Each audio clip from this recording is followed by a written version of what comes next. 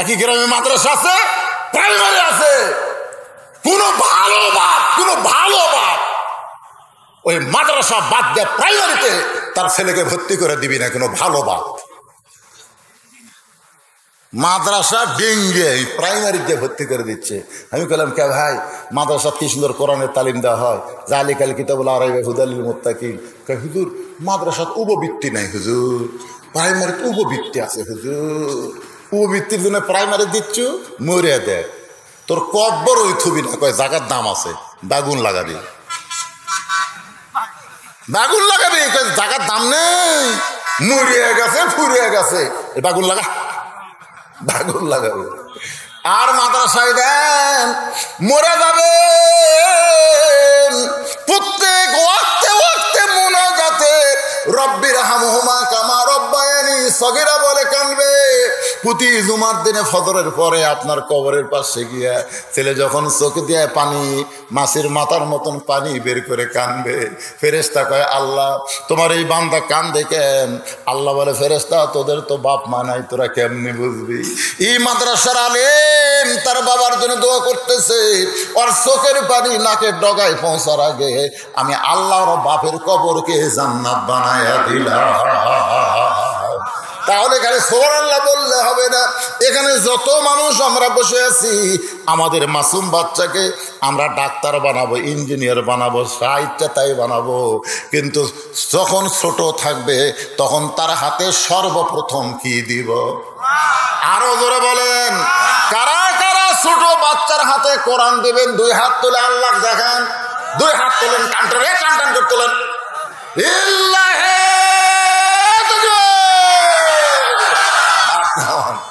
এখন অনেকে চিন্তা করতেছে যেরকম আমার বাচ্চারা সব বড় হয়ে গেছে, আমার বাচ্চারা বড় হয়ে গেছে, তে আমার এখন বাচ্চার হাতে কেমনে দেব? আমিও তো হাত তুলছি, কেন আমার বাচ্চা নাই, আমার হোসাইন, আমার হোসাইন, আমার দুটা লাতি আছে, একটা নাম হাসান, একটা হোসাইন। হোসাইনকে আমি তানজিমুল উম্মাদ ভর্তি করে দিছি, কোরআনে হাফেজ হচ্ছে। আর আমার হাসানের বয়স কেবল 2 বছর 1 মাস। এক নিয়ত করেছি ওর হাতে কোরআন শরীফ তুলে দেবো। আমার বেটি করো যারা আমাদের সাথে হয়তো হাফেজা হওয়ার পারেনি, কোরআন তো নিচে ছোটবেলায়, আপনাকে যারা ছেলে নেয় লাতিক দিবেন। হাত তোলা কি সার্থক হয়নি? কথা সার্থক হয়নি ভাইজান?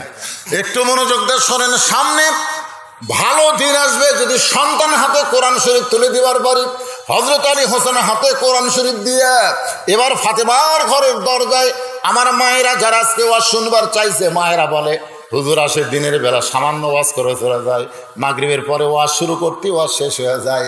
আজকে সেই মায়েদের প্রাণ ভরা দুটো কথা বলতেছি, আপনারা কি বেজার হচ্ছেন?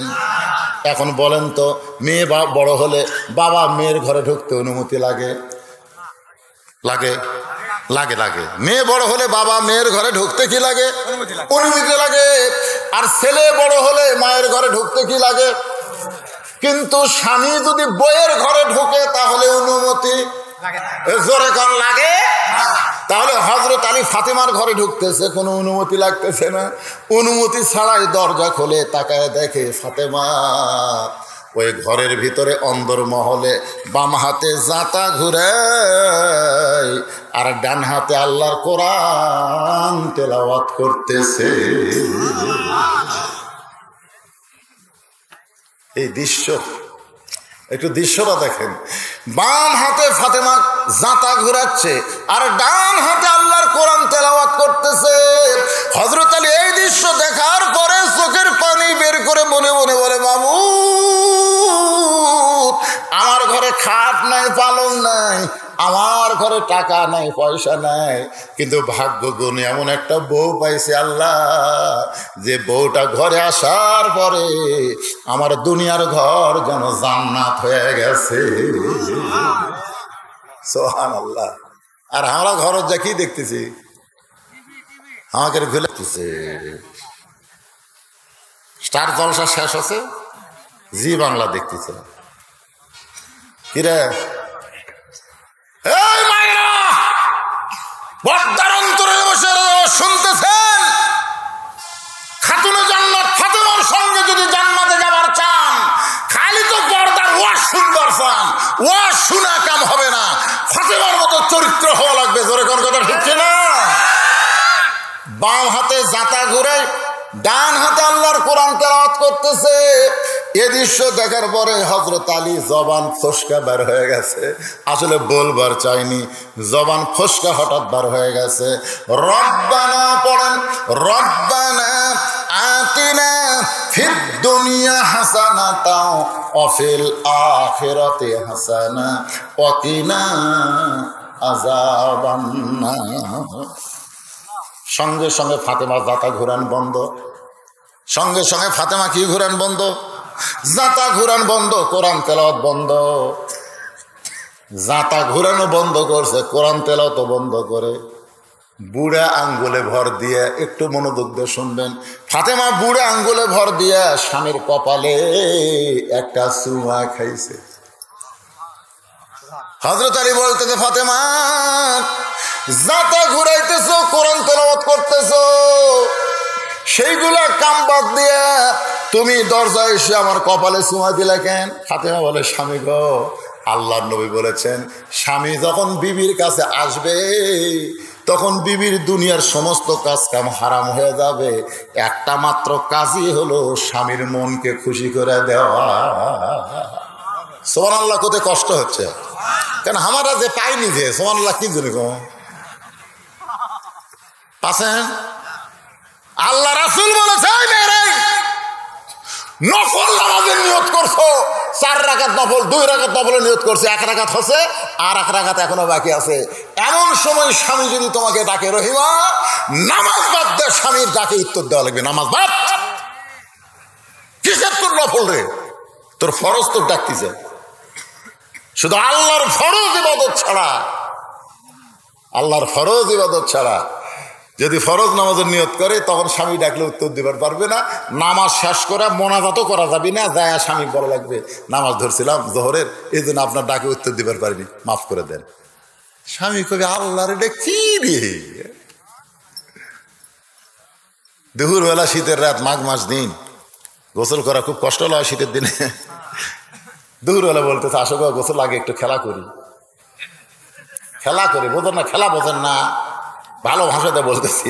মাদাত বল নাই, 2 জন মাদা ধরে থাকে, আর একজন তাকে খেলা হবি, খেলা কিন্তু খেলবে গেলে মাদাত বল লাগবে না। বউ বলতেছে, না গো খেলা করা যাবি না। কি জন্য যাবি না? রোজা আছে। স্বামী এটা কিসের রোজা? এটা নফল রোজা, আমি থাকি।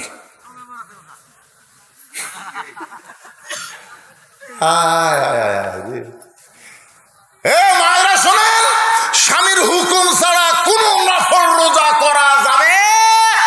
জোরে কোন যাবে? যাবে না।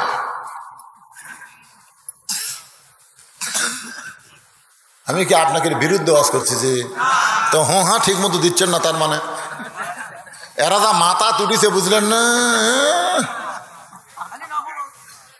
একটু মনোযোগ দিয়ে শোনেন আমার মায়েরা, শোনেন। ফাতেমা বলতেছে, স্বামী গো, আল্লাহ রাসূল বলেছেন তুমি দুনিয়ার যতই কাজ কামে লিপ্ত থাকো, কোনো কাজ কাম তোমার করা যাবে না, স্বামী দরজায় আসার সঙ্গে সঙ্গে স্বামীর মনকে খুশি করা লাগবে।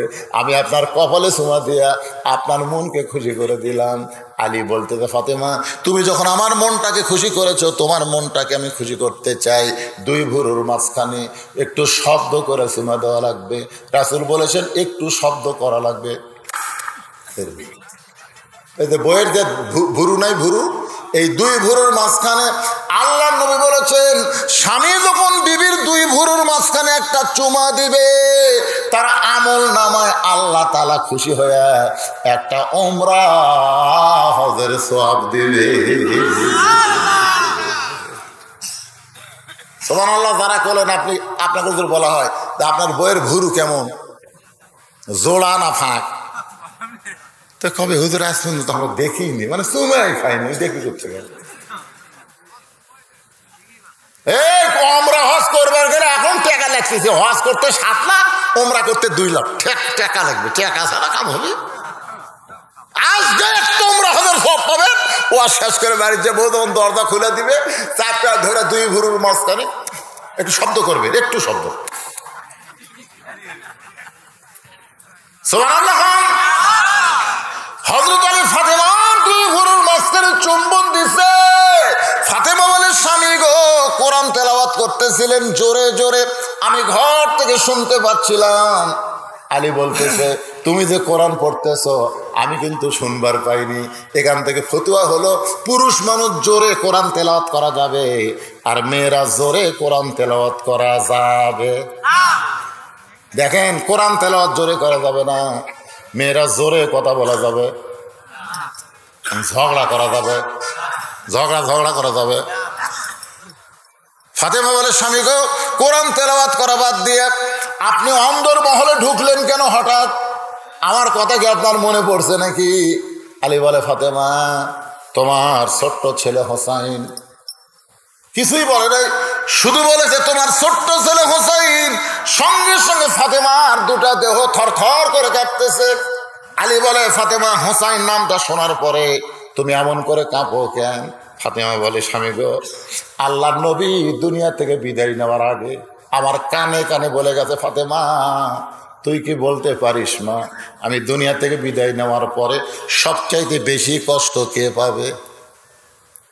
ফাতেমা তুই কি বলতে পারিস, আমি নবী এই দুনিয়া থেকে চলে যাওয়ার পর সবচাইতে বেশি কষ্ট কে পাবে? ফাতেমা বলে, বাবা, আমার মনে হয় আমি সবচাইতে বেশি কষ্ট পাবো।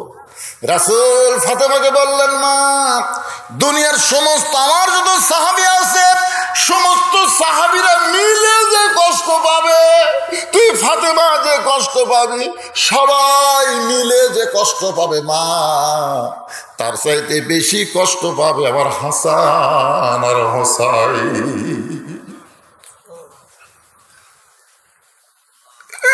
আমি চলে যাওয়ার পর আমার হাসান হোসেন কেমনে থাকবে মা? সকালবেলা যদি দেখতে না পাই, দুপুরে দেখার জন্য তোর দুই বেটা পাগল হয়ে যায়। দুপুরে দেখবার না পারলে রাতে যদি আমি ঘুমায় যাই, একদিন নবী ঘুমে গেছে, হাসান হোসাইন নবীকে দিনের বেলা পাই নাই। মাকে বলছে, মা, নানা কোথায়? বলে সাহাবীর কাছে গেছিল, সেখান থেকে এসে ঘুমিয়ে গেছে, তোরা তোর নানার ঘুম নষ্ট করিস না। আল্লাহ রাসূল বলে, ফাতেমা, আমি দেখলাম বিলাই যেমন ইন্দুর ধরার জন্য ঘরে ঢোকে, ওরা দুই ভাই ঘরের মধ্যে ঢোকে, আমার দুই গালে দুইটা চুমু খায়, আবার যখন ঘর থেকে বাইরে যায় আমি খাস করে দুইজনের হাত ধরে বললাম, ভাইজান আমি চেতন আছি ভাই, তোরা সমাজে কোথায় যাবি? হাসান হোসেন বলে, না না, আমাদের জীবনের চাইতেও আপনাকে কোটি কোটি গুণ বেশি ভালোবাসি। রাসূল বলে, ফাতেমা রে, আমি দুনিয়া থেকে যাওয়ার 6 মাস পরে তুই তো দুনিয়া থেকে চলে যাবি মা, আমার হাসান হোসেন কে দেখাশোনা করবে? রাসূল বলে, ফাতেমা রে, হাসান নিয়ে আমার তেমন কোনো টেনশন নাই মা, কারণ হাসান হলো অবিকল, আমি নবীর মতো। সাল্লাল্লাহু আলাইহি, হাসান হলো অবিকল, আমি নবীর মতো। কিন্তু হোসেন বলো জেদি, এই জেদিরে কেমন সামলাবি? ও ফাতেমা, চলে যাওয়ার পর আমার হোসেনকে একটু বেশি আদর দেশ মা, একটু বেশি আদর দেশ, বড় জেদি। ফাতেমা কান্দের বলে, স্বামী গো, আমার জেদি হোসেন আপনার সঙ্গে কি বেয়াদবি করছে, যার কারণে কোরআন শরীফ পড়া বাদ দিয়া আপনি আমার ঘরে অন্দর মহলে ঢুকছে। আলী ফাতেমার চোখের পানি মুছে দিয়ে বলে, ফাতেমা রে, তোমার হোসাইন জেদ করে নাই, বরং দরজায় কতকগুলা মেয়ে মানুষ দাঁড়ায় আছে, সেই মেয়ে মানুষগুলো তোমার সঙ্গে দেখা করবার চাই। হোসাইন তাদেরকে বলেছে একটু ধৈর্য ধরেন, আমি মায়ের কাছে গিয়ে অনুমতি নিয়ে আসতেছি। কিন্তু হোসাইন এখন 4 বছর বয়স, এই বয়সের কারণে আমি অন্দর মহলে তোমার ঘরে ঢুকতে না দিয়া আমি হোসেনের হাতে আল্লাহর কোরআন দিয়া আমি নিজেই তোমার কাছে আইছি। সঙ্গে সঙ্গে ফাতেমা মুচকে হাসিতে বলতেছে, স্বামী গো, ওই বাবা মা হলো সবচাইতে ভাগ্যবান যার মাসুম বাচ্চার হাতে থাকবে আল্লাহর কোরআন।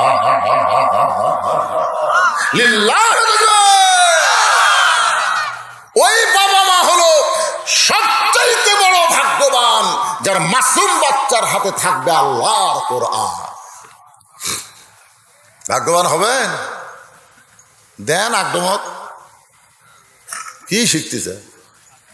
একটা কথা সত্যি, এই জন্যই ক্লাস 6-এ দিছে যে সব ডারউইনের মতবাদ, বান্দর থেকে মানুষ আছে। একটু মনোযোগ দেন।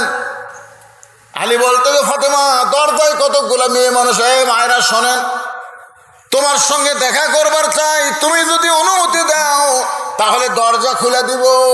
ফাতেমা মুচকি মুচকি হেসে বলে, স্বামী গো, মেয়েরা যখন আমার সঙ্গে দেখা করবার চায় তাহলে আপনাকে কষ্ট করে পর্দার ব্যবস্থা করা লাগবে।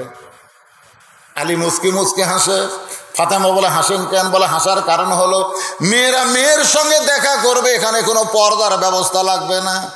ফাতেমা বলতেছে, আপনি জ্ঞানের সম্রাট হবার পরেন, কিন্তু পর্দা বিষয়ে আমার চাইতে আপনি কম জানেন। সুবহানাল্লাহ কবেন না? কারণ এখানে সুবহানাল্লাহ পাওয়া যাবে।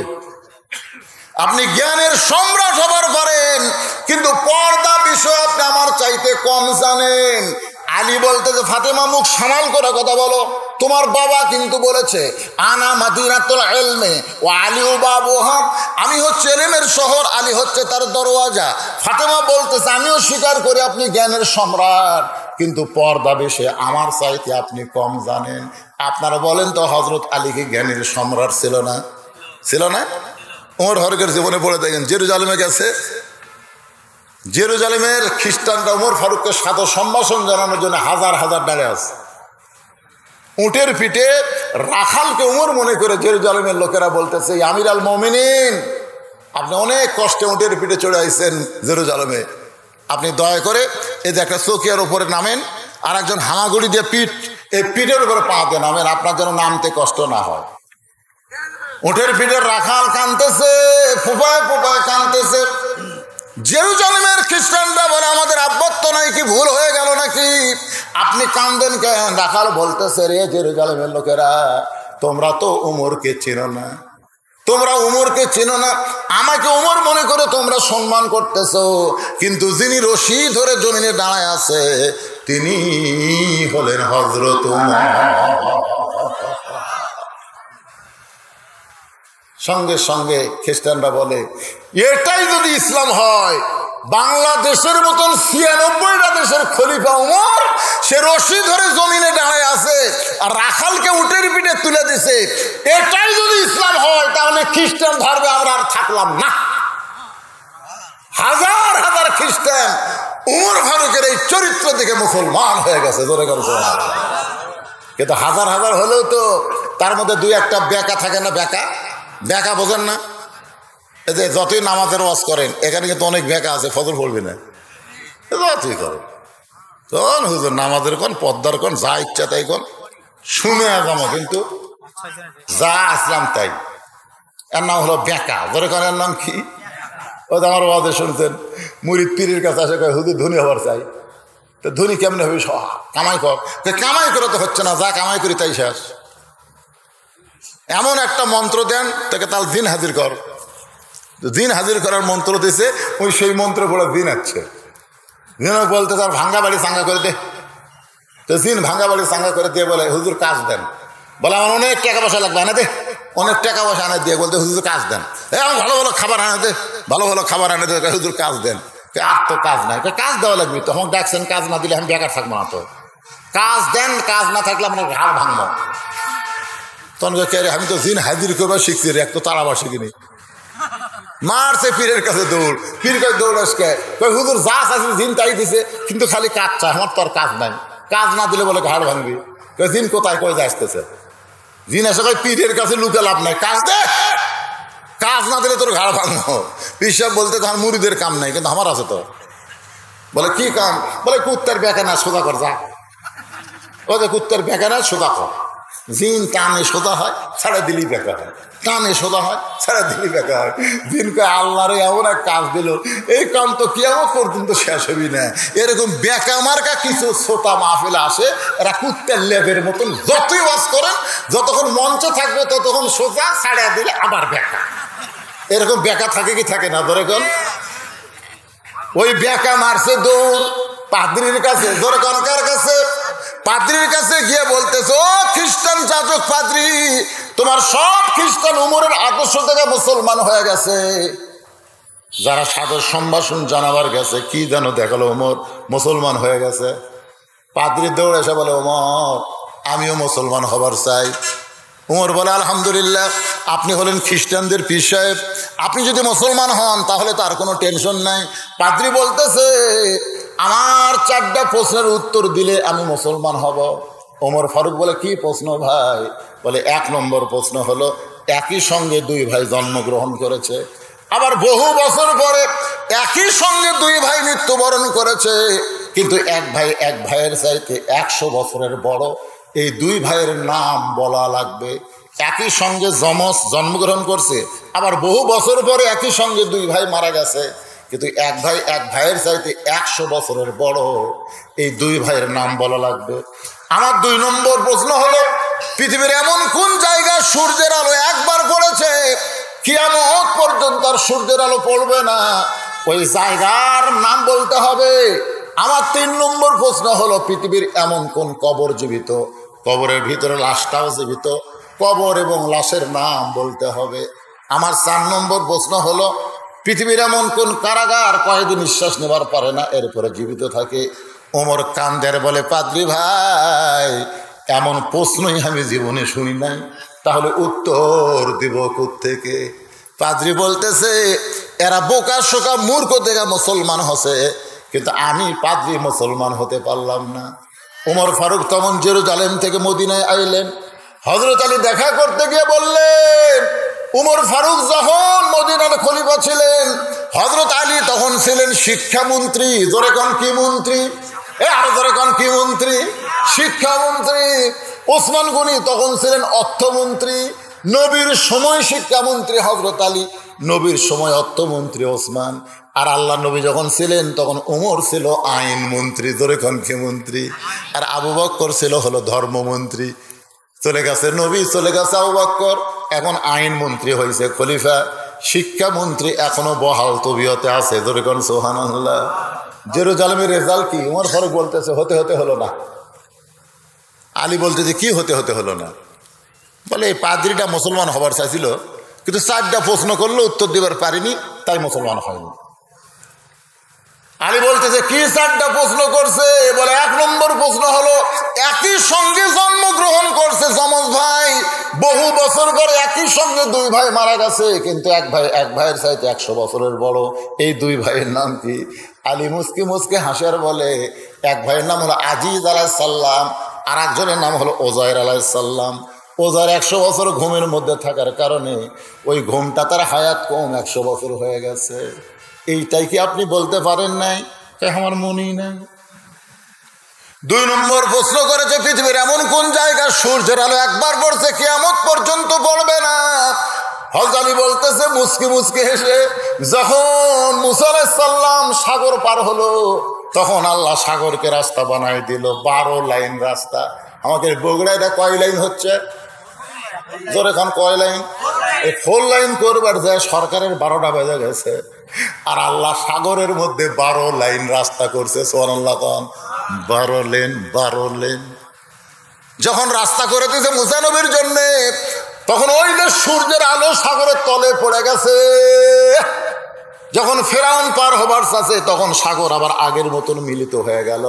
ওই যে সূর্যের আলো একবার পড়লো, কিয়ামত পর্যন্ত আর কোনোদিন পড়বে না। ওমর ফারুক বলে, আলী ভাই, এটা তো আমার জানা নেই। 3 নম্বর প্রশ্ন করেছ, কবরটাও জীবিত, লাশটাও জীবিত। আলী বলতেছেন, কবর হলো মাছ আর লাশ হলো ইউনূস আলাইহিস সালাম। উমর কান্দের বলে, আলী ভাই, এই কথা তো আমার খেয়াল নাই। তাহলে আমার প্রশ্ন করলো, এমন কোন কারাগার কয়েদি নিঃশ্বাস নিবার পারে না, জীবিত থাকে? বলে, মায়ের পেটে সন্তান 10 মাস কারাগারে, নিঃশ্বাস নেবার না পারলেও আল্লাহ কুদরত দিয়ে জীবিত রাখে। উমর ফারুক আলীকে বুকের মধ্যে নিয়ে বলে, আপনি হলেন জ্ঞানের সম্রাট। সুবহানাল্লাহ খান। একবার এক সাহাবী রাসূলকে জিজ্ঞাসা করলেন, হুজুর, 7টা জাহান্নাম কত বড়? 7টা জাহান্নাম একত্র করলে কত বড় হবে? কয় জাহান্নাম? আল্লাহ রাসূল বললেন 7টা জাহান্নাম একত্র করে কোন জান্নাতের মধ্যে যদি ফেলে দেওয়া হয় তাহলে অনুবীক্ষণ যন্ত্র দিয়ে খোঁজা লাগবে জাহান্নামগুলা গেল কোথায়। দেখছেন সুবহানাল্লাহ কয় না? তাহলে 7টা জাহান্নাম একটা জান্নাতের মধ্যে ফেলে দিলে খোঁজা লাগবে কেন জাহান্নাম কুটিরে। তার মানে বোঝা গেল একটা জান্নাতের তুলনায় 7টা জাহান্নাম অনেক ছোট। সেই 7টা জাহান্নামের জন্য বর্তমানে পৃথিবীতে 550 কোটি। কত কোটি? 550 কোটি। ইহুদি খ্রিস্টান হিন্দু বৌদ্ধ মিলে 550 কোটি হলো 7টা জাহান্নামের জন্য। আর 8টা জান্নাতের জন্য মাত্র 150 কোটি। জোরে বলেন কত কোটি? জান্নাত কি ছোট না বড়? কত বড়, যার কোনো হিসাবই নেই। হ্যাঁ, ফেরেশতা জিবরাইল বললেন আল্লাহ জান্নাত দেখবার চাই। আল্লাহ কয় যা দেখায়। আলোর চাইতে কোটি কোটি গুণ বেশি গতি নিয়ে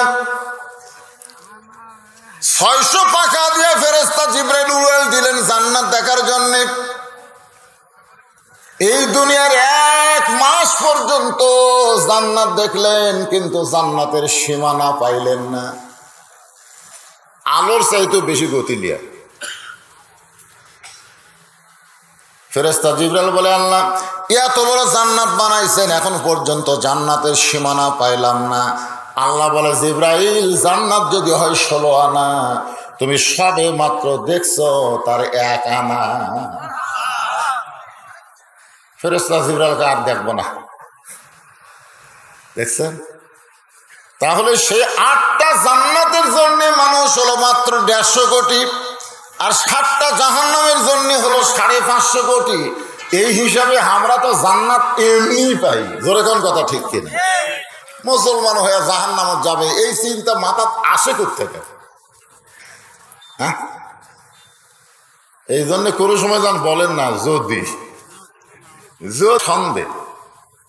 হাউজে কাউসারের 1 পেয়ালা পানি পান করে কেউ যদি জাহান্নামেও যায়, ওই পানির পাওয়ারে আল্লাহ জাহান্নামকেও জান্নাত বানায়া দিবে। সাহাবারা বললেন ইয়া রাসূলুল্লাহ আপনার হাতে আল্লাহ হাউজে কাউসার দিবেন, আপনার তো দয়ার কোনো সীমা নাই। আপনার তো দয়ার কোনো সীমা নাই, কারণ তায়েফের মানুষ আপনাকে পাথর মারে, আপনার দেহ দিয়ে রক্ত ঝরে, 2 চোখ দিয়ে পানি পড়ে। জায়েদ বলে রাসূলুল্লাহ যারা আপনাকে পাথর মাইরা দেহ রক্তাক্ত করে দিল তাদের ধ্বংসের জন্য কি আপনার চোখের পানি পড়তেছে? আল্লাহ রাসূল বলে জায়েদ যেই কথা একবার বলেছ এই কথার দ্বিতীয়বার বলো না। যারা আমাকে পাথর মেরে দেহ রক্তাক্ত করে দিল তাদের জান্নাত তাদের হেদায়েতের জন্য আমার চোখের পানি পড়তেছে। সাহাবীরা কয় হুজুর আপনি যেই দরদি নবী, হাসরের ময়দান ইহুদি খ্রিস্টান এসে যদি তৃষ্ণার্ত হয়ে আপনার কাছে হাউজে কাউসারের পানি দেন, পানি চায়, আর আপনি যদি দিয়ে দেন ওরা পানি পান করলেই তো জান্নাতে যাবে। আল্লাহ রাসূল বললেন হাউজে কাউসারের আমি হলাম সাগীদার, আর মূল মালিক হচ্ছে আমার আল্লাহ। হাউজে কাউসারের আসল মালিক কে? কিন্তু আমাদের নবী হলেন বন্টনকারী। ধরে বলেন কি কারি? আপনার এলাকায় যারা বাঁটে তার কি কর? সাগীদার কর না? একই তো, আমরা বউরা কাহাবো তো একই। রাসূল বলেন আমি হলাম সাগীদার, আমি সবাইকে হাউজে কাউসারের পানি চাইলেই দিবার পারবো না। সাহাবীরা বললেন হুজুর তাহলে কারা পানি পান করবে? রাসূল বললেন ফাসাল্লি রাব্বিকা ওয়ানহার। 1 নম্বর নামাজ আর 2 নম্বর কুরবানি, এরাই পান করবে হাউজে কাউসারের পানি। 1 নম্বর হলো নামাজ। নামাজ কয় নম্বর? জোরে বলেন। কার নামাজ? হ্যাঁ, নামাজ কিন্তু আমাদের জন্য না। আল্লাহ বলেছেন ইন্না সালাতি ওয়া নুসুকি ওয়া মাহইয়ায়া ওয়া মামাতি লিল্লাহি রাব্বিল আলামিন। ফেরেশতারা শোনো, আমার বান্দারা নামাজ পড়ে আমার জন্যে, কুরবানি করে আমার জন্যে, ওরা বেঁচে আছে আমার জন্যে, ওরা মরে যায় আমার জন্যে, ওরা নিজের জন্য কিছুই করে না, এরা যা কিছু করে কার জন্যে। আপনারা বলেন তো, বাবা কামাই করে কার জন্যে? কথা কয় না। ছেলেকে বাবা ভালোবাসে বলে কার জন্যে? নিজে না খাইয়া ছেলের জন্য বাড়ি বানায়, নিজে না খাইয়া ছেলের জন্য টাকা পয়সা জমায়, কার জন্য গেছে? ছেলেকে বাবা অত্যন্ত ভালোবাসে, এই জন্য বাবা কামাই করে ছেলের জন্যে।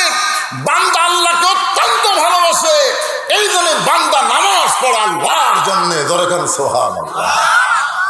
আপনারা বলেন তো, আমাদের জীবনের চাইতে আমরা আল্লাহকে কম ভালোবাসি না বেশি বাসি? দরকার হলে আল্লাহর জন্য জীবন দেব।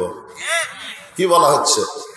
হায়াতি অমামাতি, বাঁচা থাকবে আমার জন্য, মরেও থাকবে আমার জন্য।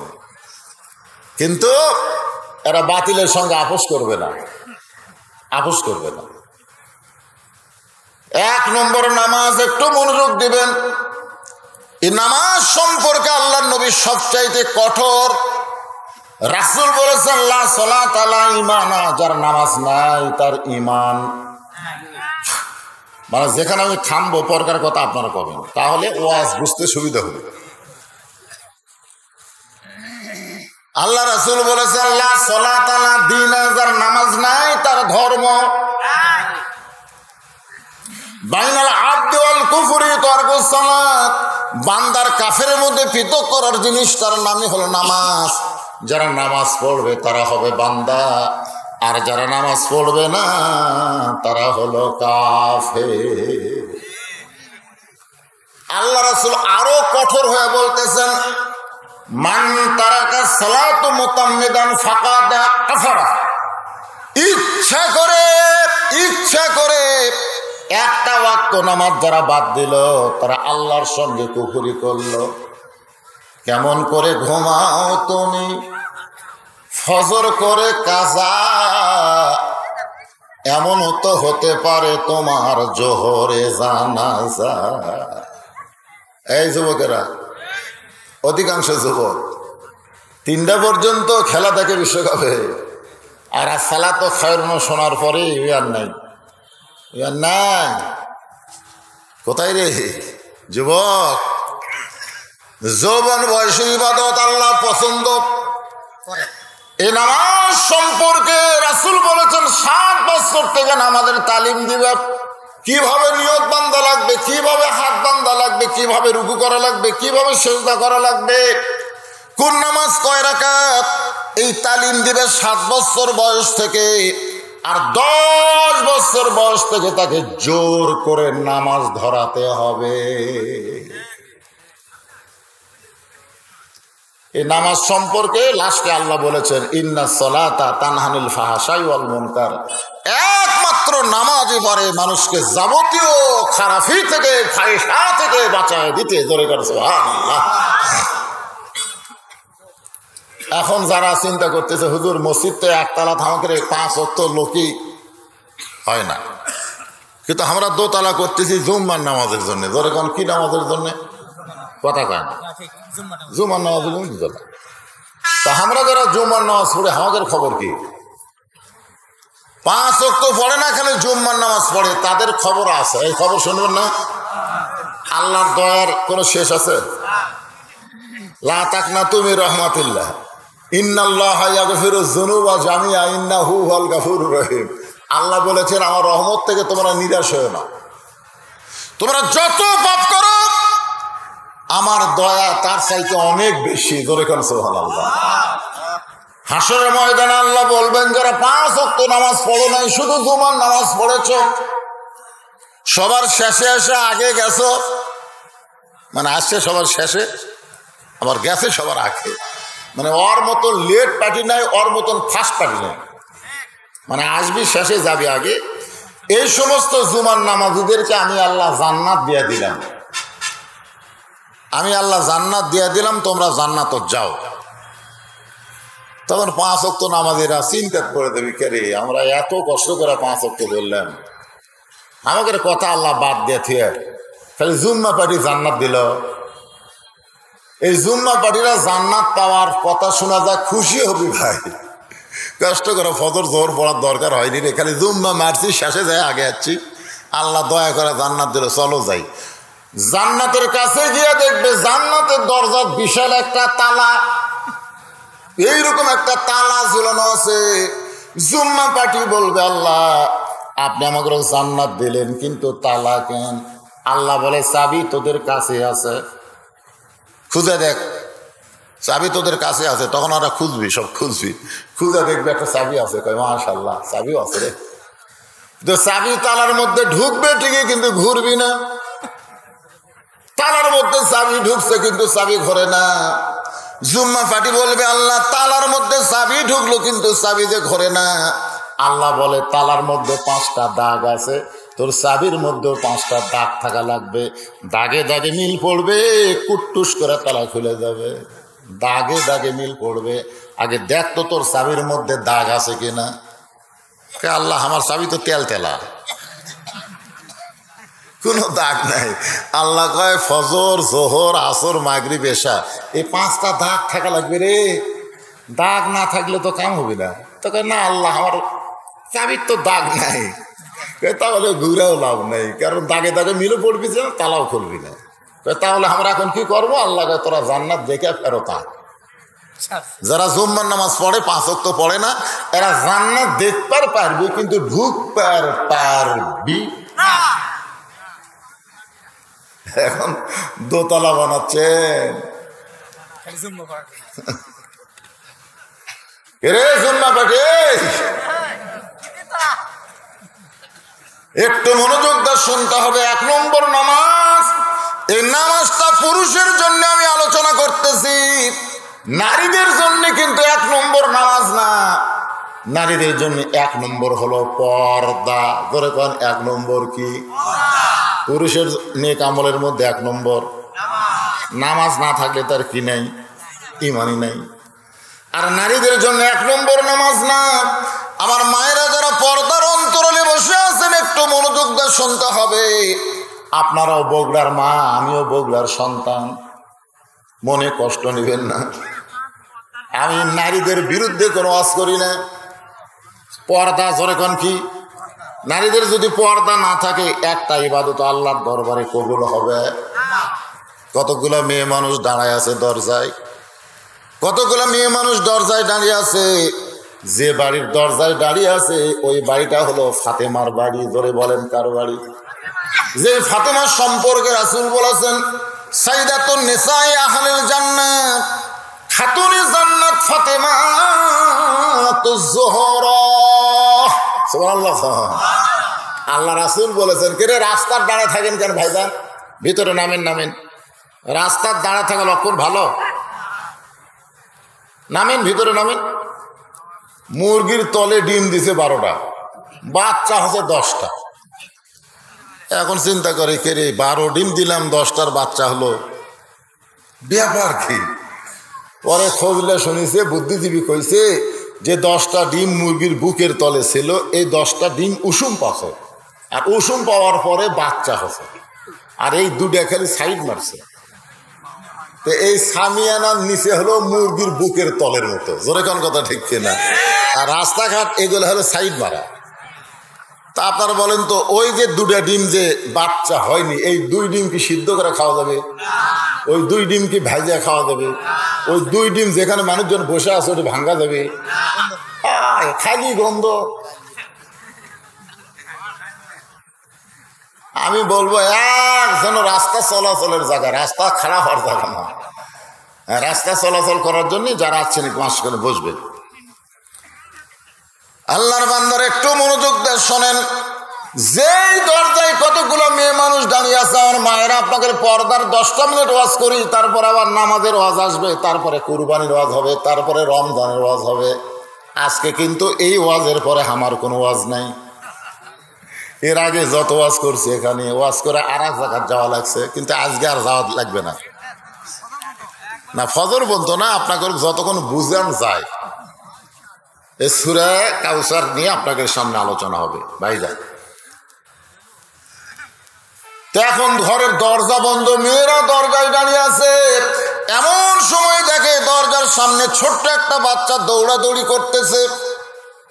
মেয়েদের মধ্যে একজন ওই বাচ্চাকে ডাক দিলেন, আসো তো বাবু। যে কাছে আইছে বলে, তোমার নাম কি? বলে, আমার নাম হলো হুসাইন ইবনে আলী। আমার নাম হলো হুসাইন ইবনে আলী। মেয়েরা বুঝবার পারছে এইটাই তো ফাতেমার সন্তান।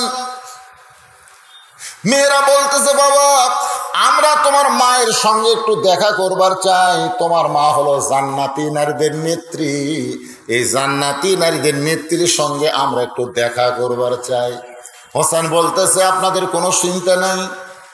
এই কথা বলে ঘরের মধ্যে দৌড় মারছে। কারণ ফাতেমা যে ঘরে আছে সেই ঘরটা সামনে ঘর না, সেই ঘরটা হলো অন্দরমহল। করে বলেন কি মহল? ইমাম গাজ্জালি বলেছেন, মেয়েরা সব ঘরে থাকতে পারবে না, মেয়েদের একটা ঘর থাকবে, সেই ঘরের নাম হলো অন্দরমহল। অন্দরমহল মানে এমন একটা জায়গা যেখানে পাইকারি হারে মানুষ যাবার পারে না। ইমাম গাজ্জালিকে জিজ্ঞাসা করা হলো, অন্দরমহল মানে কি? ইমাম গাজ্জালি বললেন, কোনো মেয়ে মানুষ যখন মারা যায়, ওই মেয়ে মানুষ মরে গেলে যে সকল পুরুষ মানুষ তারা লাশটা ধরে কবরের মধ্যে নামাবার পারে, কেবলমাত্র তারাই অন্দরমহলে ঢুকতে পারে। আপনারা বলেন তো, একটা মহিলা মারা গেল, আপনাকে একটা মহিলা মারা গেল, পাইকারি হারে যাইতাই ধরে কবরত নামার পারবে? যদি শালি মরা যায়, দুলা ভাই যদি কয় আমার আদরের শালি মরে গেছে, আমি একটু লাশটা কবরত নামাবো, আপনারা কি ফতুয়া দিবেন? কথা কয় না,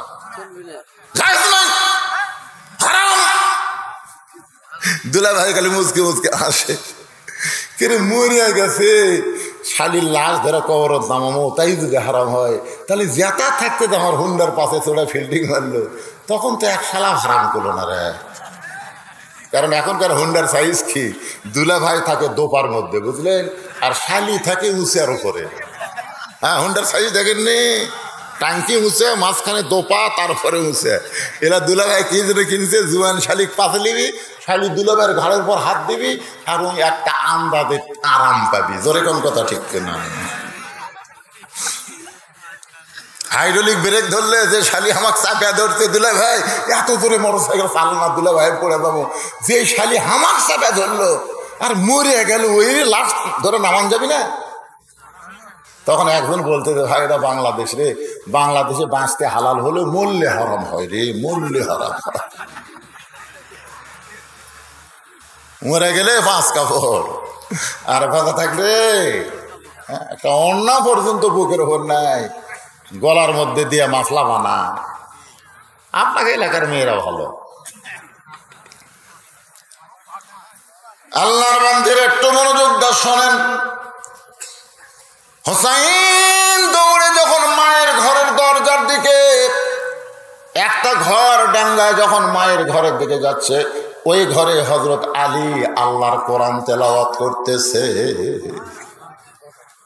ওই ঘরে হযরত আলী কি তেলাওয়াত করতেছে?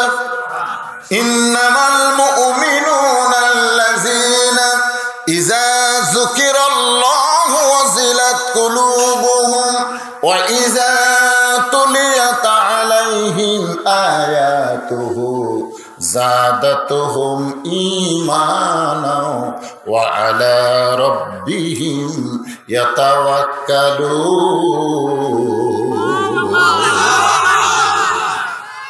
আয়াতের মধ্যে আল্লাহ কি বলতেছে বুঝতে পারছেন?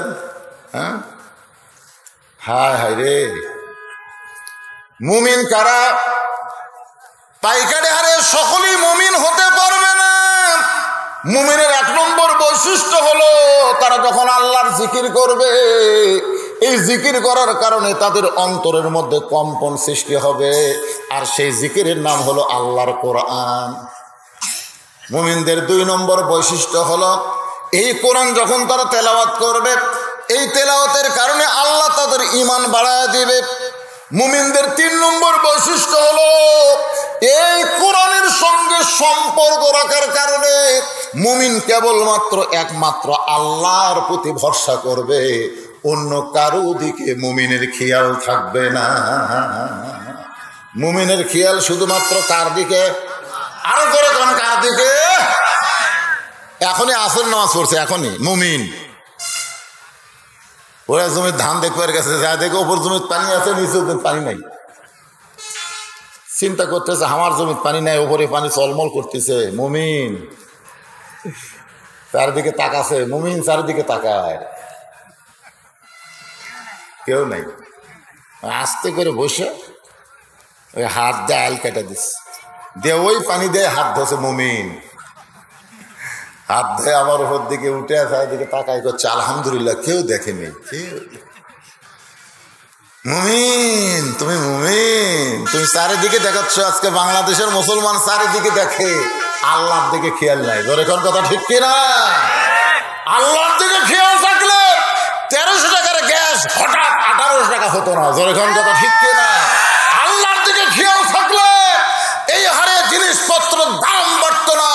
মুমিন বাতিলের সঙ্গে আপোষ না করে হকের আন্দোলন করতো। জোরে কোন কথা ঠিক কিনা? একজন নেতা কাছে 23 সাল দুর্ভিক্ষ হবে, চাষটালে গল্প করতেছে। নেতা কাছে 23 সাল দুর্ভিক্ষ হবে। আল্লাহ কি কাছে রে পাগলা? আল্লাহ বলেছেন ফালিয়াবুদু রব্ব হাযাল বাইত আল্লাযী আত'আমাহুম মিন জু'ইন ওয়া আমানাহুম মিন খাউফ। ওই ঘরের মালিক, যে ঘর তোমরা দোতলা করতেছ, ওই ঘরের মালিকের তোমরা গোলামি করো, নামাজ পড়ো, তোমার আল্লাহ তোমাকে 2টা পুরস্কার সঙ্গে সঙ্গে দিয়ে দিবে। 1 নম্বর পুরস্কার হলো তোমার রিজিকের কোনো পেরেশানি থাকবে না। 2 নম্বর পুরস্কার হলো যাবতীয় ভয় ভীতি থেকে আল্লাহ তোমাকে পুরাপুরি নিরাপত্তা দিয়ে দিবে। তাহলে দুর্ভিক্ষ দেওয়ার মালিককে, আরো জোরে, রিজিক দেওয়ার মালিককে, না দেশ না সরকার? সিরিয়া আর তুরস্ক তো সেই বিল্ডিং বানাচ্ছিল। কি বিল্ডিং রে! আপনি জানেন, পাইল করতে করতে, এক বিল্ডিং এর খবর শুনলাম, পাইল করতে করতে 350 গজ নিচ থেকে ভিত তুলছে। 350 গজ নিচ থেকে ভিত তুলে বিল্ডিং করছে। 350 গজ বোঝেন, মিস্ত্রিরা বুঝবে। সেই রড দিয়ে খালি সামান্য কয় মিনিট ভূমিকম্প, কয় সেকেন্ড, 5 তলা তুটে 1.5 লাখ টাকার খাটে 12,000 টাকার কম্বল গাঁত দেখয়, আমার বাড়ি আমার ঘর আমাক নামাইকে। আল্লাহ কয় তো নামাইকে 1 সেকেন্ড লাগবে না, খালি একটা ঝাঁকি হবে। এরকম একটা ঝাঁকি হবি, তুই লুঙ্গি ছাড়া ন্যাংটা হয় না বুড়ে। ধরে কথা ঠিক না? কারণ অনেক সময় মানুষ ঘুমালে লুঙ্গি খুলে যায় না, তো ঝাঁকি তখন শুরু হবি। ওই এবার লুঙ্গি খুঁজে পিন্তার টাইম পাবি, ওই ন্যাংটা হয়ে নিচে এসে বিল্ডিং এর দিকে তাকায় থাকবে। ফেরত তাকায়, আল্লাহ এই শয়তান 9টার সময় করলো আমার নামাইকে, আর রাত 3টার সময় তুমি ন্যাংটা করে নামালে। আজও বাংলাদেশে যারা কয় আমাকে নামাইকে, আল্লাহ কয় জনগণ পারবি না, জনগণ দুর্বল হয়ে গেছে। এখন তোর নামাবার গেলে আমার আল্লাহর ভূমিকম্প লাগবে। জোরে কোন কথা ঠিক কিনা? নামবো না, ন্যাংটা হইয়া নামা লাগবে, ন্যাংটা হইয়া। জোরে কোন কি হইয়া?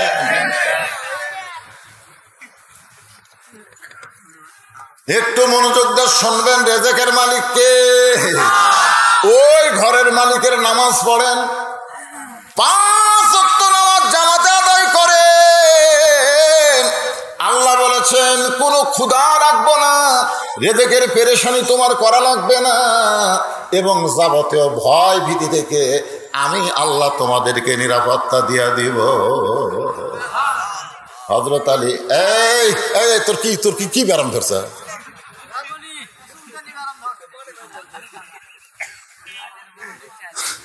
এক মাস আমাকে বলতেছে, হুজুর আমার ছেলে খালি কান্দে, হুজুর একটু পানি পড়া দেন। পানি পড়া দিলেন, কিছুদিন পরে কয় হুজুর কান্দা তো থামেনি, তো তেল পড়া দিলেন। তারপর এসে কয় দোয়া দরুদের বরকত নাই হুজুর, কান্দা থামে না। আমি গেলাম, কে রে বাড়ি, এই দোয়া দেয় কান্দা থামিছে রে, এখন থামে না কে? 1-1 মাস পর ওর মা করলাম, মা খবর কি? কয় হুজুর আর কান্দে না। তো কান্দা থামলো কেমনে, কোন দোয়ায়? তোর বাপ একটা মোবাইল কিনে দিছে, যখনই কান্দে তখনই গেম বাইর করে দেয়, ওই গেম দেখে আর কান্দে না।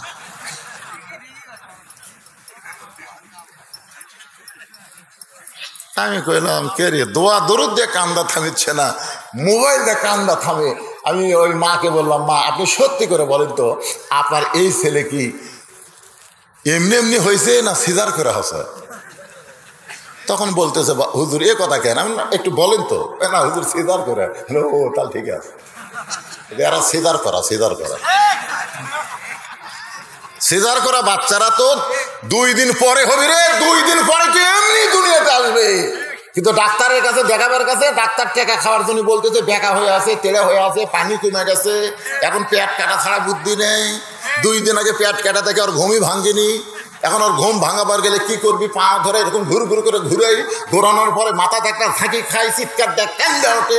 ওই যে মাথার ঝাঁকি খাসে, ওই ঝাঁকিতে দোয়া দরুদ দিয়ে কাম হচ্ছে না, ওই ঝাঁকিতে মোবাইল দিয়ে ওর কাম হয়। ওই কোনো জায়গায় বসলে স্থির থাকবে না, খালি অস্থির হয়ে লাফালাফি করে সিজার করা।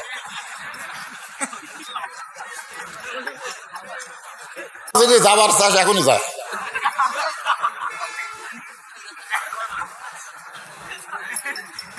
না না না, কি বিপদ, কি বিপদ, কি কিসের চ্যাংড়া? এই চ্যাংড়া ফেলে কই তো দাম থাকছে না। 7 বছর থেকে রাসূল কি কথা, 7 বছর থেকে তালিম দেওয়া লাগবে, 7 বছর থেকে। আর 7 বছর হয়নি, আর 10 বছর থেকে মেরে ভিতরে। এটা হলো ইসলামের নিয়ম। কয়ের বয়স হয় না, বয়স কতদিন হবে?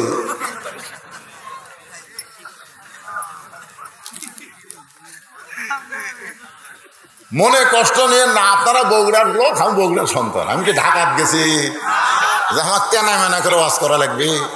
সাটানা ওয়াজ হবে, জোরে কোনো কথা ঠিক না। যা থাকে কপালে, দেখা হবে সকালে। আমার মায়েরা বোনের একটু মনোযোগ দিয়ে শোনেন। হযরত আলী আল্লাহর কোরআন তেলাওয়াত করতেছে, এমন সময় হুসাইন মায়ের ঘরের দরজায়। সঙ্গে সঙ্গে হযরত আলী কোরআন তেলাওয়াত বাদ দিছে। কোরআন তেলাওয়াত বাদ দিয়ে হোসেনের দিকে তাকায় বলতেছে, থাম থাম। কি বুঝলেন? সবচাইতে উত্তম ইবাদত আল্লাহর কোরআন তেলাওয়াত। সেই কোরআন তেলাওয়াত বন্ধ করে ছেলের দিকে তাকাইছে। তার মানে কি বোঝা গেল? আপনি যত ইবাদত করেন, আপনার সন্তানের দিকে আপনার খেয়াল করার দরকার আছে না নাই? আছে না নাই? খেয়াল করবেন না আপনি? আপনি ফজরের নামাজ পড়বার যাচ্ছেন, আসসালাতু খায়রুন নাম শোনার পরে আপনি বুড়া মানুষ আপনি বলেন, আপনার 21 বছরের আগের খবর কি? খেয়াল করার দরকার নাই? খেয়াল করা লাগবে না? তো নামাজ পড়তে যাওয়ার সময় খেয়াল করছেন জানলা খোলা, জানলা খোলা দিয়ে দেখতেছেন যে পাও নাই মাথাও নাই, ছেলের পাও নাই মাথাও নাই। মানে আজান শোনার পরে ওই কম্বলের মধ্যে এমনভাবে পজিশনে ঢুকেছে, আর কিছু বার হয় না। বা চিন্তা করতে যে কে রে, মা পাও নাই মাথাও নাই, খেয়াল করা লাগবে তো। কারণ ঘরের মধ্যে বিড়াল যেমন ঢোকে, চুপ চুপ করে বাপ ঢুকেছে, ঢুকে কম্বল টান দে,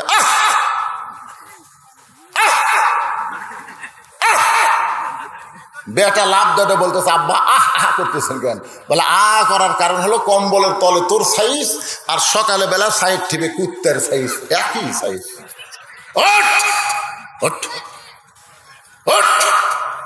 অজু কর, অজু কর। 3টা পর্যন্ত ব্রাজিলের খেলা দেখলি, 3টা পর্যন্ত আর্জেন্টিনার খেলা দেখলি, তখন তোর চোখে ঘুম নাই। আর মদ যেন আল্লাহর আজান দিছে, তুই ল্যাপের মধ্যে কুত্তে হয়েছে। অজু কর। আমাকে যদি আব্বা ডাকিস আর আমার ঘরের যদি থাকিস, ওঠ। অজু করে বেটা লিয়ে দেয়, কয় পায়ের গোড়ালির সঙ্গে গোড়ালি মিল কর, মিল কর, মিল করে। বাপ বেটা নামাজ পড়তেছে, ফেরেশতাকে আল্লাহ রেজাল্ট কি? আল্লাহ কয় বাপ বেটা দুটাই জান্নাতি। তাহলে খেয়াল করার দরকার আছে না নাই? আপনার 17 বছরের বকনা মানে মেয়ে কি করতেছে? মেয়েটার বয়স হলো 17, এখনো তো বিয়ের বয়স হয় নাই, সরকারি বয়স হলো 18। করে কন কত? তাহলে 17 বছরের মেয়েটা যে গোটা পাড়া ঘুরতেছে। দুনিয়ার সমস্ত যুবকের আপনার মেয়ের দিকে খেয়াল করে, আর আপনি বাবা হয়ে কেন খেয়াল করবেন না? আল্লাহ নবী খেয়াল করেছে সুবহানাল্লাহ। ঘরের মধ্যে ধুইকা দেখে ফাতেমা হাতের মধ্যে চুরি দিয়া মুসকি মুসকি হাসতেছে। নবী খেয়াল করার সঙ্গে সঙ্গে আর ঘরের মধ্যে ঢোকে নাই। নবী ঘর থেকে বের হয়ে গেলে ফাতেমা চমকে গেল। যেই বাবা ঘরের মধ্যে ঢুকে আমাকে মা মা বলে আদর করে, আর সেই বাবা কি দেখলো, দেখার পরে ঘর থেকে কেন বাইরে গেল? বারান্দায় গিয়া দেখে নবীর চোখটা দর দর করে পানি পড়তেছে।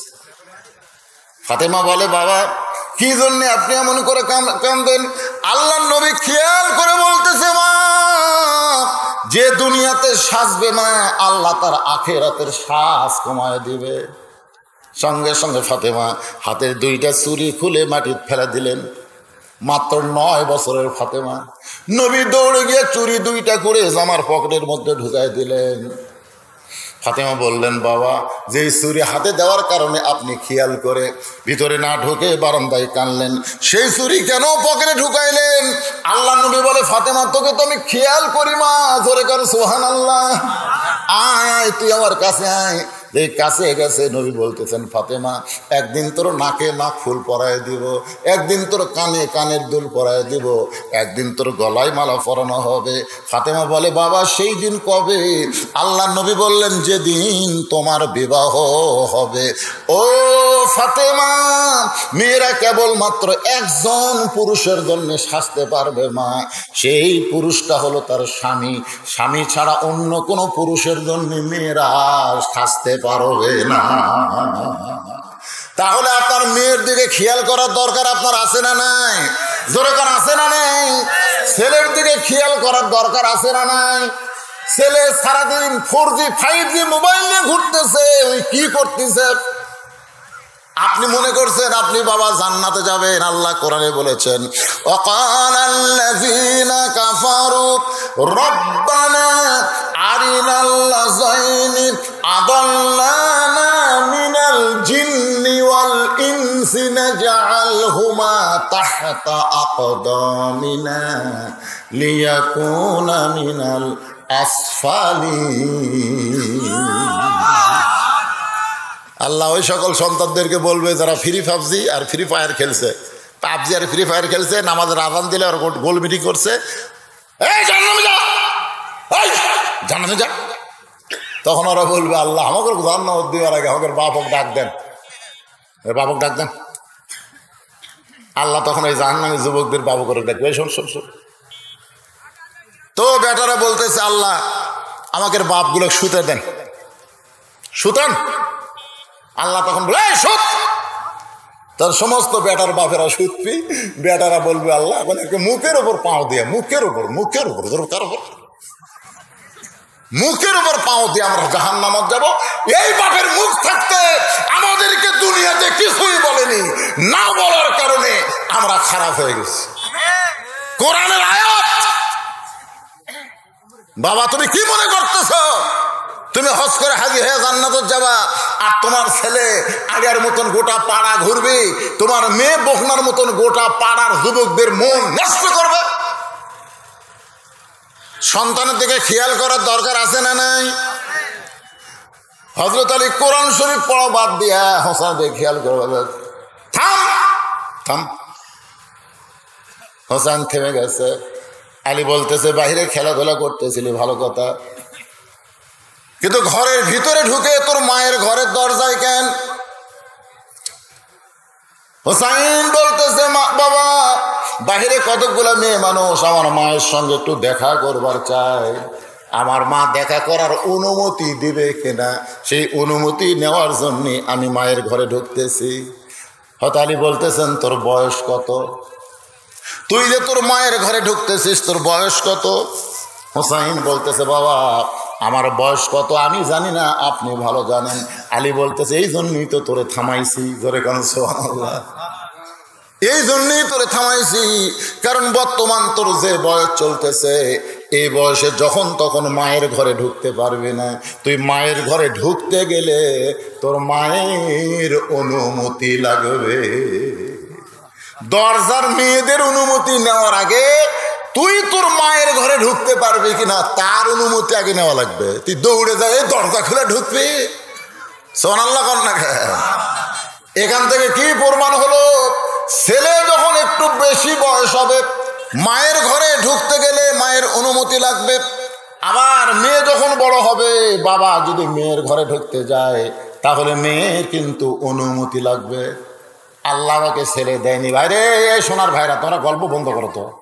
ইউটিউব ভাইরা, ইউটিউব সেট হয়নি সব, যা যা সব বাইরে যা, ঘুরে যা, চানাচুর খায় যা। না না, এরা এখানে কি খোঁজ গল্প, চানাচুর খেয়েছে তো।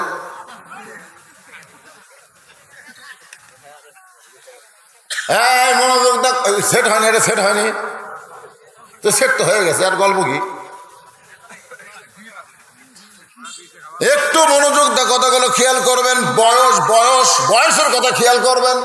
আল্লাহ আমাকে 3টা মেয়ে দিয়েছে, আমি কিন্তু 3টা মেয়ের বাপ। কয় মেয়ের বাপ? আমি কিন্তু ভাই, আমি দোলনা কিনিনি। মেয়েরা ছোট বাচ্চা করে দোলনা, দোল দেওয়ায় না ছোটবেলায়। আমার বউ কইছিল দোলনা কিনেন, আমি না, হচ্ছে মেয়ে হচ্ছে দেখে কি বেজার নাকি? না, বেজার না। আমাকে আল্লাহ বিশাল একটা দোলনা দিতে, আমার বুক, আমার বুকের উপরে আমার 3টা মেয়েকে আমি বড় করছি। 3 বছর করে, 3 বছর করে আমার 3টা মেয়েকে আমি বুকের উপর ঘুম পাড়াচ্ছি। মেয়েরা যেন বুঝবার না, বলতে না পারে যে আমরা ছেলে হইনি বলে বাপের মন খারাপ। আমি যে 3টা মেয়েকে বুকের উপরে ঘুম পাড়ালাম, এখন সেই 3টা মেয়ে আমি ঘরে থাকলে ঘরের মধ্যে ঢুকবার চাই না। আগে শোনে বাবা ঘরত আছে, কয় হ্যাঁ, তাহলে আর ঢোকে না। আমি মনে মনে চিন্তা করি, যাদেরকে আমি বুকের উপর ঘুম পাড়ালাম, যাদেরকে বুকের মধ্যে চাইবা ধরে আদর করলাম, এখন সে মেয়েরা বড় হচ্ছে বলে বাবা ঘরে আছে আর বাবার ঘরে ঢুকতে চায় না। আমি যখন বলি মা তোরা 3জন একসঙ্গে আমার ঘরে আয়, যখন 3টা মেয়ে ঘরে আসে আমি তাকাই দেখি আমার মেয়েরা মাটির দিকে তাকায় থাকে, আমার মুখের দিকে তাকায় না। আমি কইলাম মা আমি কি এমন অপরাধ করেছি মা, আমার মুখের দিকে না তাকায় তোরা মাটির দিকে তাকায় থাকিস? মেয়েরা বলে বাবা আপনাকে দেখলে আমাদের বড় শরম লাগে। এখান থেকে প্রমাণ হলো, মেয়ে যখন বড় হবে তখন মেয়ের ঘরে ঢুকতে বাবার অনুমতি লাগবে, আর ছেলে যখন বড় হবে তখন ছেলের ঘরে, মায়ের ঘরে ঢুকতে ছেলের অনুমতি লাগবে। আল্লাহর নবী জোহরের নামাজ পড়ার পরে ফাতেমার ঘরের দরজায় ডাক দিল, ফাতেমা একটু দরজা খুলে দে। ফাতেমা বলতেছে বাবা এখনকার মতো আপনি ফেরত যান, আপনার জন্যে আমি এখন দরজা খুলতে পারবো না। নবী ফেরত চলে গেলেন। আসরের নামাজের পরে আল্লাহর নবী ফাতেমার ঘরের দরজায় ডাক দে, বলে ফাতেমা দরজা খুলে দে। ফাতেমা বলতেছে বাবা জোহরের সময় আসলাম, দরজা খুললাম না, আপনার কি একটু রাগ নাই বাবা, আপনি কেন আবার আসরের সময় আইছেন? রাসূল বলে ফাতেমা রে সকাল থেকে তোর মুখটা আমি দেখিনি মা, একটাবার তোর মুখটা দেখে আমি এখান থেকে যাবার চাই। ফাতেমা বলে বাবা এমন একটা কাপড় আমার পরনে আছে বাবা, যে কাপড় উপর দিকে তুললে নিচের দিকে বের হয়ে যায়, আবার নিচে যদি ঢাকতে চায় উপর দিকে আমার ঢাকা যায় না বাবা, এই কাপড় পরে আপনার জন্য কেমনি দরজা খুলবো? আল্লাহর নবী এক টানে গায়ের চাদর খুলে জানলার কাছে গিয়ে বলে ফাতেমা জানলার একটু পাল্লা খুলে এই চাদরটা নিয়ে, এই চাদর পরে তুই আমার সামনে একটু দরজা খোল। নবীর গায়ের চাদর পরে ফাতেমা যখন দরজা খুলে দেয়, নবী তাকায় দেখে ফাতেমা মাটির দিকে তাকায়া দু চোখ দিয়ে দর দর করে পানি পড়তেছে। আল্লাহর নবী বলে ফাতেমা একটাবার মুখ তুলে আমার মুখের দিকে তাকা। ফাতেমা বলে বাবা আপনার চাদর পরে দরজা খুলে দিয়েছি, আমার বড় শরম লাগে। সঙ্গে সঙ্গে নবী ফাতেমার হাতটা ধরে একটা চুমা দিয়ে বললেন ফাতেমা এই কষ্ট বেশি দিন তোর দুনিয়াতে থাকবে না। 33 বার সুবহানাল্লাহ বলবি, 33 বার আলহামদুলিল্লাহ বলবি, 34 বার আল্লাহু আকবার আমল কর। আমি নবী বলতেছি দুনিয়ার জীবন সঙ্গ করে যখন কবরে যাবি আল্লাহ তোকে 8টা জান্নাতের মালিক বানায়া দিবে। বাল তুসিরুনাল হায়াতাদ দুনিয়া ওয়াল আখিরাতু খায়রুন ওয়া আবকা। আল্লাহু আকবার। আলী বলতেছে হোসেন তোর বয়স কত? তো হোসেন বলতেছে আপনি ভালো জানেন। আলী বলতেছে এই জন্যই তো তোকে থামাইছি, তোর বয়স এখন 4 বছর। 4 বছরের বাচ্চা যখন তখন মায়ের ঘরে ঢুকতে পারবে না। 2 বছরের বাচ্চা ঘরের মধ্যে থাকলেও কোনো সমস্যা নেই, কিন্তু 2 বছরের বেশি হলেই সমস্যা। আমার কথা কি আপনারা বুঝতে পারতেছেন? আপনার বাচ্চার বয়স 2 বছর, ঘরে চেতন আছে, আপনি মন চাইলেই আপনার হালাল বউকে আপনি আদর করতে পারবেন না। মন চাচ্ছে বউ ধরে একটা চুমা খাবেন, পারবেন না, কারণ ওই খালি দেখতেছে না, ওই কিন্তু বুঝতেছে।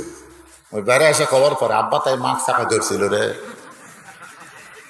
এটা হাসির কথা না, এটাই ইসলাম। যে নিজের 2.5 বছর বাচ্চার সামনে আমার হালাল বউকে আমি আদর করতে পারতেছি না।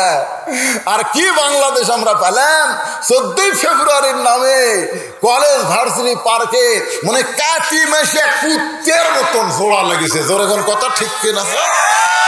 হি বাংলাদেশ রে, 7 মাথায় ফুলের মালা বিক্রি হচ্ছে। খালি কোরআনের দেশ হলে 14 ফেব্রুয়ারি আল্লাহ নবী ঘরের দরজা খুলে তো সমান লক্ষণ। ইতিমধ্যে উম্মাহাতুল মুমিনিন মা আয়েশা ঘরে ঢুকছে। মা আয়েশা ঘরে ঢুকছে, সঙ্গে সঙ্গে নবী দাঁড়িয়ে গেলেন। আয়েশার সম্মানে নবী দাঁড়ায়নি, নবী স্বামী হওয়ার কারণে দাঁড়ায় গেছে। জোরে কেন সুবহানাল্লাহ। নবী আস্তে করে গিয়ে ঘরের দরজা বন্ধ করে দেয়। যেই দরজা বন্ধ করছে, মা আয়েশার দেহ থর থর থর থর করে কাঁপতেছে। আল্লাহ রাসূল বলে, আয়েশা তোমার দেহ কেন কাঁপতেছে? বলে, ইয়া রাসূলুল্লাহ, আপনার জুতার পরশে আল্লাহর আরশ ধন্য হয়ে গেছে, যদি কোনো বেয়াদবি হয় এই জন্যই তো আমার শরীর কাঁপতেছে। রাসূল বলে, আয়েশা যখন দরজা বন্ধ করেছি তখন আমি নবী নই, আয়েশা আমি নবী না। একজন নবীর জুতার পরশে আল্লাহর আরশ ধন্য হয়েছে একজন নবীর। আয়েশা বলে, হুজুর আপনি তো সেই নবী। বলে, আমি সেই নবী ছিলাম যতক্ষণ দরজা খোলা ছিল, যখনই দরজা বন্ধ হয়ে গেছে আর নবী নাই, আমি হলাম স্বামী আর তুমি আমার বিবি। আপনার মনে করতেছেন ওই তারিখ 14 ফেব্রুয়ারি। 14 ফেব্রুয়ারি মা আয়েশা দৌড়ে এসে নবীর বুকের মধ্যে মাথা ঢুকায় বললেন, আল্লাহ আল্লাহ, আমার নবী শুধু বিশ্ব নবী না, আমার নবী হলেন পৃথিবীর 1 নম্বর স্বামী। যেই কইছে 1 নম্বর স্বামী, সঙ্গে সঙ্গে নবী এই ডান হাতখানা মা আয়েশার পিঠের উপর দিয়ে একটা চাপ দিলেন। চাপ,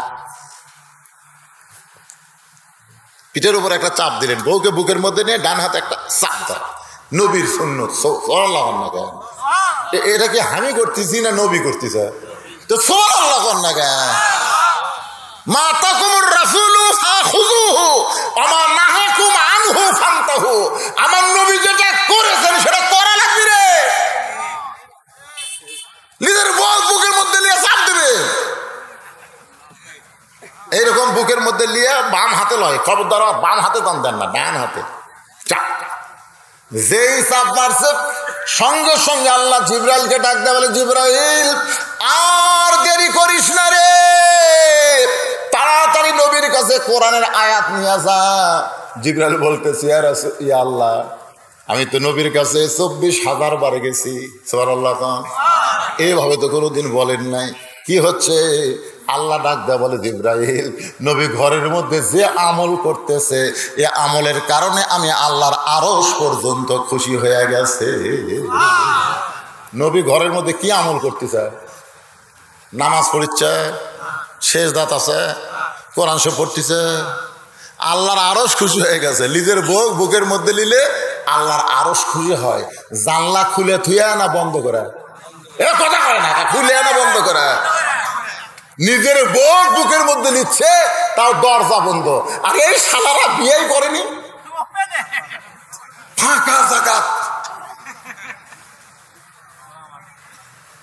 ফেরেশতা জিবরাইল সঙ্গে সঙ্গে এসে নবীরে সালাম দেয়, আসসালামু আলাইকা ইয়া রাসূলুল্লাহ।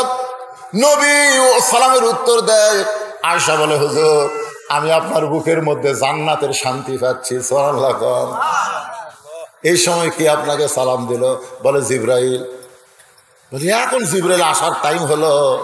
আল্লাহ নবী বলে আয়েশার নবীর জিবরাইল ইচ্ছা মতো কোনোদিন আসে না। আল্লাহ হুকুম করেছে, ও জিবরাইল খবর কি? জিবরাইল বলে, হুজুর ঘরের মধ্যে যে আমল করতেছেন এই আমল করার কারণে আল্লাহ খুশি হয়ে গেছে। আল্লাহ আয়াত নাজিল করেছে, হুন্না লিবাসুল লাকুম ওয়া আনতুম লিবাসুল লাহুন্না। এই আয়াত দ্বারা বোঝা গেল 14ই ফেব্রুয়ারি ভালোবাসা দিবস না, ভালোবাসা হলো স্বামী বিবির পোশাক, বিবি স্বামীর পোশাক। পোশাক যেরকম সব সময় থাকে, ভালোবাসা সারা জীবন থাকবে। কোনো একটা দিনের জন্য ভালোবাসা লুটকে থুবেন, শালা হিজরা যায়। আল্লাহ কোরআনে বলেছেন, হুন্না লিবাসুল লাকুম ওয়া আনতুম লিবাসুল লাহুন্না। স্বামী হলো তোমার পোশাক, বিবি হলো তোমার পোশাক। পোশাক যেরকম সবসময় থাকে, ভালোবাসা সবসময় থাকে। ধরে কোন ঠিক কিনা? আপনারা কি কন? যারা প্রেমিক প্রেমিকা এই শালার তো বোঝে না, ওই বয়স দেখে ভালো ভাই আছে। আপনি কোন তো আমার যৌবনকালে আমার বইয়ের উপর ভালোবাসা আসলো, এই বুড়াকালে ভালোবাসা আরো 14 গুণ বাড়িছে, সেটা জানেন? হ্যাঁ, এটা হচ্ছে হালাল ভালোবাসা বাড়িছে। বইয়ের কিছু হলে হর চোখতে পানি বলে, কে গো তুমি যদি তখন ছেড়ে যাও তুমি কি করো? আর আমার যখন কিছু হয়, বয়স আমার শীতারে কান্দে, দেখো আমিও বুড়ি হচ্ছি, আমার আর কেউ বিয়ে বসবি না, করবি না। তুমি বুড়া হতো, তোমার সাথে আর কেউ বিয়ে বসবি না। আমরা দুইজন এইভাবে সারা জীবন থাকবে। যোগ্যতা কিন্তু করবার না পারি, ভালোবাসা আছে। না কেন? এটা হচ্ছে হালাল ভালোবাসা, মরা পর্যন্ত থাকবে। জোরে কথা বল না কেন? মরা পর্যন্ত থাকবে। দেখবেন, আমি নিজের চোখে দেখছি, আমার বাবা আমার বাপের বড় ভাই মারা গেছিল। মারা যাওয়ার পরে আমার বাবা ওখানে গেছে, ওটা জামালপুর, শেরপুর জামালপুর। একদিন থাকার পরে পরের দিন আসার কথা, মাকে বলছে এক রাত থেকে আসতেছি। কিন্তু আব্বা যাওয়ার পরে কাছে যে অনুষ্ঠান না হয়ে আপনি যাওয়া ছিলেন, ভাই মরছে, আব্বা 2-3 দিন। মা খালি আমার কাছে এসে কান্দে, তোর বাপ ছাড়া ঘুম ধরতেছে না বাবা, তোর বাবাকে একটু মোবাইল করতো, কবে আসবে? আমি বললাম, কেমন আপনি বুড়ি হয়ে গেছেন, এখন বুড়ে আব্বার কি দরকার? তোরা বুঝবো না। পরে একদিন আমার মা আমার বড় ভাইয়ের বাড়িতে, আব্বা যাওয়ার কাছে, তোর মা আসলে তো, তোর মা ছাড়া আমি থাকা পারতেছি না। আমি কই, কে রে বুড়া মানুষ কি কয়? তার মানে কি বুঝলেন? এটা ওই ভালোবাসা না, এই ভালোবাসা হচ্ছে কলিজার ভালোবাসা, মরা পর্যন্ত থাকে। তো সুবহানাল্লাহ কর না কেন? আর 14ই ফেব্রুয়ারি ভালোবাসা হলো কাতি পয়সা কুত্তে, সারা বছর শালাকে দেখা নেই, হঠাৎ